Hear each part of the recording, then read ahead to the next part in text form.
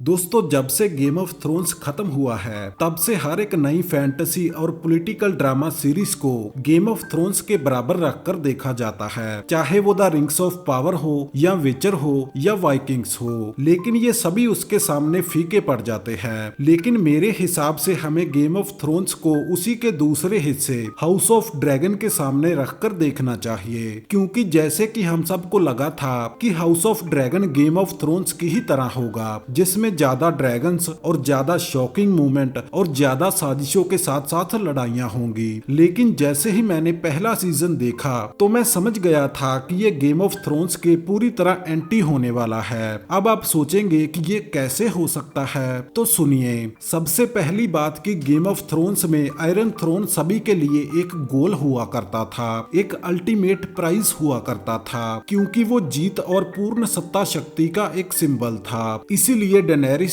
Cersei, स्टैनिस और little finger सभी उसे पाना चाहते थे, उसके लिए कुछ भी करने को तैयार थे। जैसे कि सर्सी की सबसे famous line, when you play the game of thrones you win और यू डाई। लेकिन दूसरी तरफ हाउस ऑफ ड्रैगन में आयरन थ्रोन को पहले एपिसोड से ही एक अभिशाप की तरह दिखाने की कोशिश की गई है, जिसमें आयरन थ्रोन एक धीमे असर वाले जहर की तरह काम करता है, एक ऐसा शराब जो इस पे बैठने वाले को अंदर से सड़ा देता है। आप सभी ने देखा होगा कि हाउस ऑफ ड्रैगन में आयरन थ्रोन को एक कातिलाना लुक देने की कोशिश की गई है, क्योंकि वो सैकड़े पिघली हुई तलवारों से बना है, इसीलिए वो इस पे बैठने वाले को जख्म देता है। हाउस ऑफ ड्रैगन में आयरन थ्रोन एक जिंदा विरोधी की तरह है, जो उस पे बैठने वाले शासकों को रिजेक्ट कर देता है। और इसकी सबसे बड़ी एग्जाम्पल है किंग वेसेरिस, जिसे आयरन थ्रोन पर बैठने से बार बार जख्म होते हैं, जो कभी हील नहीं होते और सड़ने लगते हैं। और जैसे जैसे वो मौत की तरफ बढ़ रहा था, उसका राज्य भी पतन की तरफ जा रहा था। दूसरी तरफ गेम ऑफ थ्रोन्स में कई सारे अलग अलग फैक्शंस थे, जो सोच समझकर अपनी चालें चलते थे,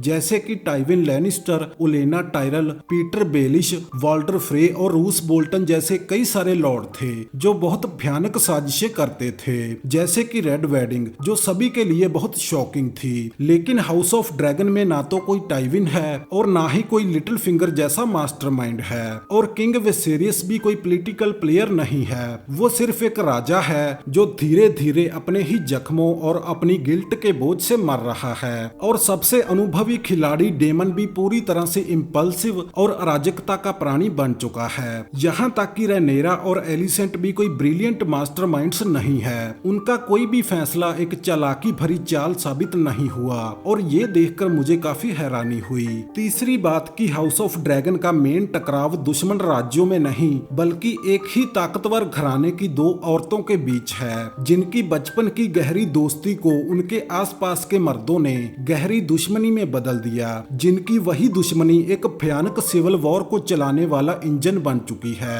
गेम ऑफ थ्रोन्स में हर चाल सत्ता पाने के लिए चली जाती थी, लेकिन हाउस ऑफ ड्रैगन में ये लव, गिल्ट और रिवेंज का खेल बन चुकी है, जिसमें एक ही घराना अपने आप को बर्बाद करने पे तुल चुका है। चौथी बात की गेम ऑफ थ्रोन्स में तीसरा सीजन आते आते स्टार्क सभी के फेवरेट बन चुके थे, लेकिन एक ही झटके में उनकी सत्ता और उनकी ताकत सब कुछ मिट्टी में मिल चुका था। लेकिन वो एक सोची समझी राजनीतिक चाल थी, जो ऑडियंस के लिए काफी शॉकिंग थी। लेकिन हाउस ऑफ ड्रैगन आपको एक ऐसे घराने को देखने के लिए मजबूर करता है, जो मोरली पूरी तरह से टूट चुके हैं और एक दूसरे को बर्बाद करने पे तुले हुए हैं, क्योंकि एलिसेंट, रेनेरा, डेमन, एगॉन और एमंड ये सभी गुस्से और अहंकार से भरे हुए हैं और एक दूसरे से जितनी हो सके नफरत करते हैं। इसीलिए इस जंग की शुरुआत भी कोई सोची समझी चाल नहीं थी, ये एक गलती थी जो एलिसेंट के दूसरे बेटे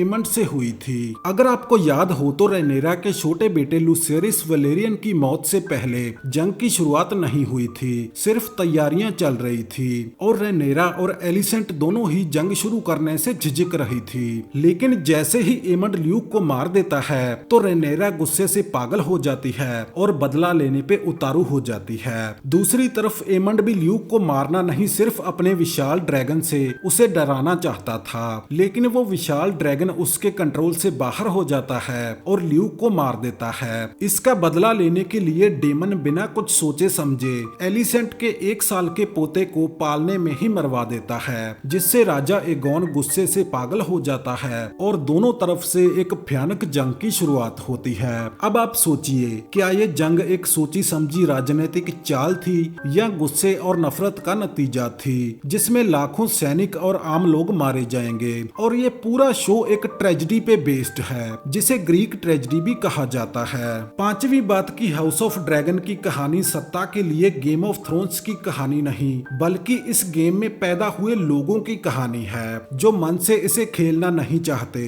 लेकिन कोई भी सिचुएशन उनके कंट्रोल में नहीं है। ये दिखाता है कि कैसे एक ताकतवर राजवंश अपनी शक्ति के चरम पर अंदर से सड़ जाता है, वो भी किसी बाहरी दुश्मन की वजह से नहीं, बल्कि अपने ही टूटे हुए पारिवारिक रिश्तों की वजह से। और ये बात गेम ऑफ थ्रोन्स के बिल्कुल खिलाफ जाती है, लेकिन इसी वजह से वेस्टरोस की ये दुनिया देखने लायक बन जाती है। HBO ने एक ऐसा शो तैयार किया है जो ज्यादा पुराना, ज्यादा सच्चाई के करीब और कहीं ज्यादा डरावना है, क्योंकि हमारे इतिहास में कई सारे विशाल राज्यों ने इसी तरह अपने आप को बर्बाद किया था और ईस्ट इंडिया कंपनी को कब्जा करने का मौका दिया था। छठवीं बात के पूरे गेम ऑफ थ्रोन्स में एक पॉलिटिकल टेंशन भरी हुई थी, क्योंकि कोई भी कभी भी किसी को भी धोखा दे सकता था, क्योंकि उसमें बहुत सारी रियासतें एक दूसरे से आगे निकलना चाहती थी, लेकिन उनकी जंग वहीं तक सीमित रहती थी। लेकिन हाउस ऑफ ड्रैगन में एक ही परिवार की दो औरतों की वजह से